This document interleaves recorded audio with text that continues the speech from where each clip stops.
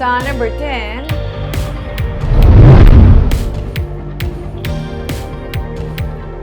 siyudad sa Bacolod kag probinsya sa Negros Occidental ang ginmanduan sang korte nga bayaran ang balor sang 4th floor sang Sugarland Hotel nga damlagbag gin-demolish, lakip na ang danyos nga nagdangat sa kabilugan 25 milyones pesos. Sa desisyon nga ginpapanaog ni Associate Justice Rodil Zalameda sang 3rd Division sang Korte Suprema, gin-deny sini ang petition for review nga gin-file sa Bacolod kag probinsya kag gina-affirm sini with modification ang desisyon nga ginpapanaog sang Court of Appeals sadtong March 25, 2008. Nag-ugat ang kaso gikan sa pag-demolish sang 4th floor sang Sugarland Hotel sadtong May 1994. Ginakabig ini nga isa ka aerial o kung isa sa mga aerial obstruction sang ATO sadto rason nga ginpasira ang operation sang daan nga airport. Sa desisyon, 4 million pesos ang balayran sang Bacolod kag 3.6 million pesos naman ang iya sang Negros Occidental.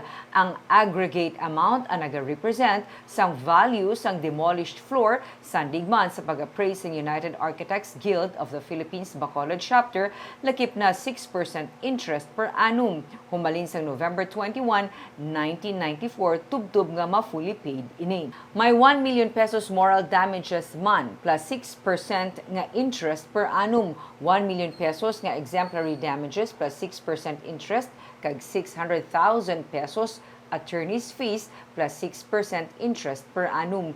Initanan suno sa desisyon ang bayaran jointly and severally sa mga petitioner, lakip na ang cost of suit. Suno kay Provincial Administrator Rayfrando Diaz, mga malapit sa 12 million pesos ang balayran sang Negros Occidental kag mga 13 milyones pesos naman ang iya sang Bacolod.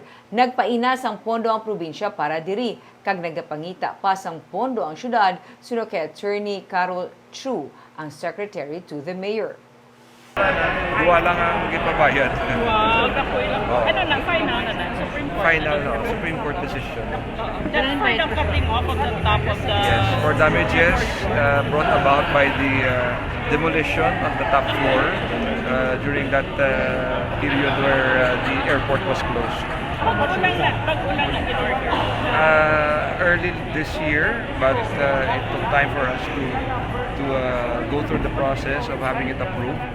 And then later on, once the money is there, this is the time that we have it approved by the PTC and the Sangguniang Palalawig.